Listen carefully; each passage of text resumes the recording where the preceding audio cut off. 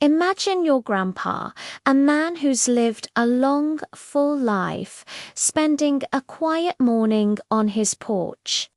This is the story of Walter Wally Dixon, a 78-year-old retired mail sorter. A widower living alone, Wally relied on a cane to get around, a small concession to his arthritis. He was a familiar, gentle presence in his neighborhood, but one ordinary day his quiet life was shattered by the very people sworn to protect him. It all started with a simple act of neighborly concern. Someone noticed Wally's front door had been ajar for a while and called the non-emergency line just to make sure he was okay. A routine welfare check.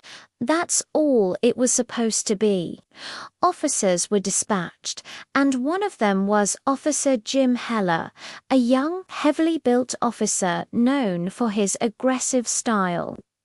When Officer Heller arrived, he found Wally on his front porch, wrestling with a stubborn dead bush in a planter. Focused on his task, Wally was startled when Heller's voice boomed behind him.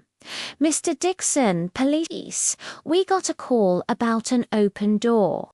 Step away from the door, please." Wally, a bit hard of hearing, turned slowly, his hand gripping his cane for support. "I'm fine, son," he said, trying to be reassuring. "Just pulling this stubborn thing out.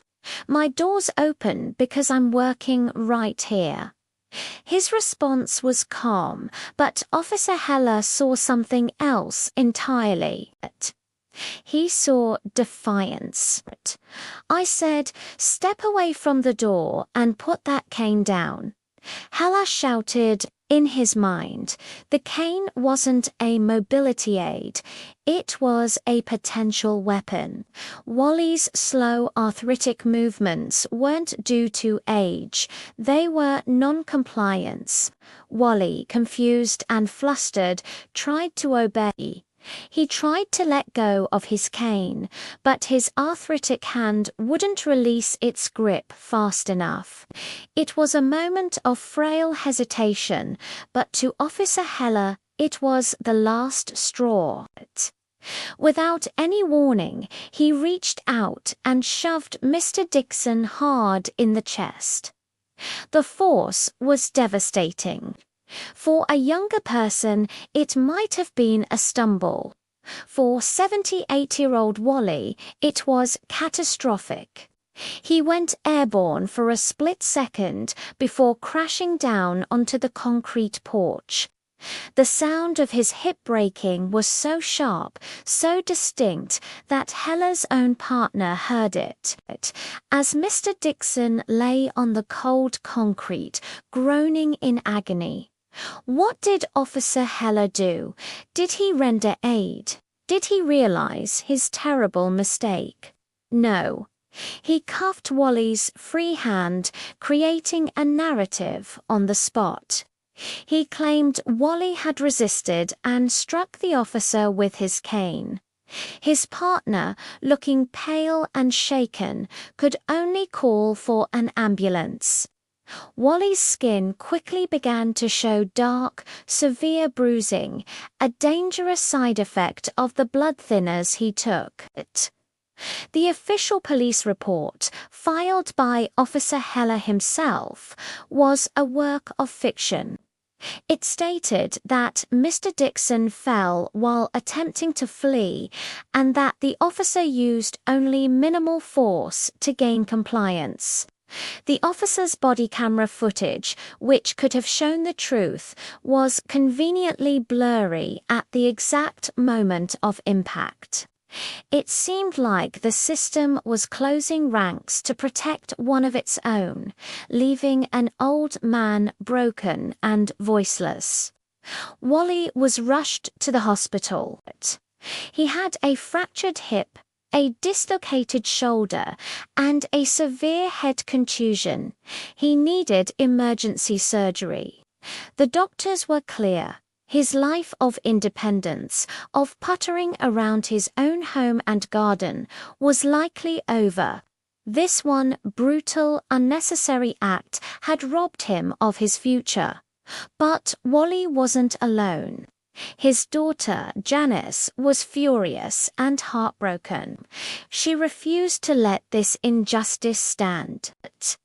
She hired a sharp civil rights attorney, and they decided to fight back, not just for Wally, but for the principle of the matter. With the body cam footage conveniently useless, their case would have to be built on something more solid: medical science and institutional failure. The legal team got their hands on the hospital's trauma report.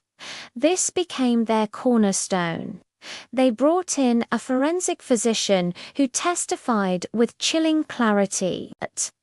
The expert explained to the jury that the angle and severity of Wally's hip fracture were not consistent with a simple fall. A trip or stumble would result in a different kind of break.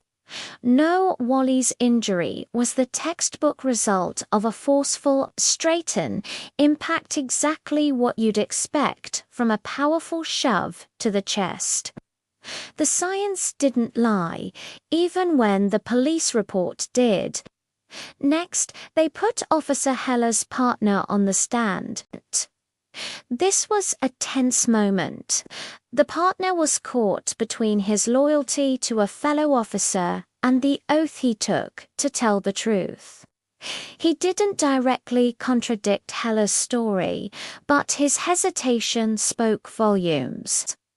When asked about Wally swinging the cane, his answers were vague. His body language screamed discomfort. His silence was deafening, and it punched a massive hole in Heller's credibility. The jury saw it. Everyone in the courtroom saw it. Finally, the attorney went after the police department itself. They exposed a systemic failure. The department had no meaningful training for how to interact with the elderly or people with disabilities. There were no protocols for de-escalation in situations just like this. They proved that Officer Heller's actions weren't just the reckless impulse of one bad cop. They were the predictable outcome of a system that failed to prepare its officers for the realities of the community they served.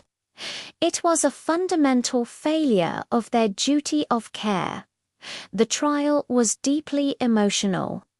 The jury saw the photos of Wally before the incident, a proud, independent man, and they saw him now confined and in constant pain. They heard the medical facts that painted a clear picture of what happened on that porch. They saw through the lies and the cover-up. The case wasn't just about a broken hip. It was about gross negligence, the abuse of power, and the intentional betrayal of public trust.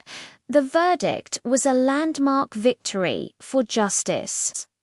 The jury awarded a major civil settlement to Mr. Dixon, enough to ensure he would receive the specialized, long-term care he would need for the rest of his life. But the victory went far beyond money. Officer Heller was fired for using excessive force and for falsifying a police report. His partner was disciplined for failing to intervene and report the misconduct. The message was clear: you cannot hide behind the badge when you betray your oath. Most importantly, Wally's case forced real, systemic change. The city implemented mandatory geriatric and ADA de-escalation training for all officers. New rules were put in place explicitly forbidding physical contact with elderly citizens unless there is an undeniable immediate threat to life. Mr. Walter Dixon never fully got his old life back. He never regained the simple joy of living independently in his own home. But his fight, his daughter's determination, and the truth that came to light created a legacy of safety. Because of what happened to Wally on his porch that day, countless other elderly residents in his city are now better protected from officers who might mistake age for aggression and frailty for defiance. His personal tragedy became a powerful shield for his community. Thank you so much for watching and for hearing Wally's story. It's a powerful reminder of why accountability matters so much. If you found this story moving, please consider liking this video and subscribing to our channel for more stories that need to be told. See you next time.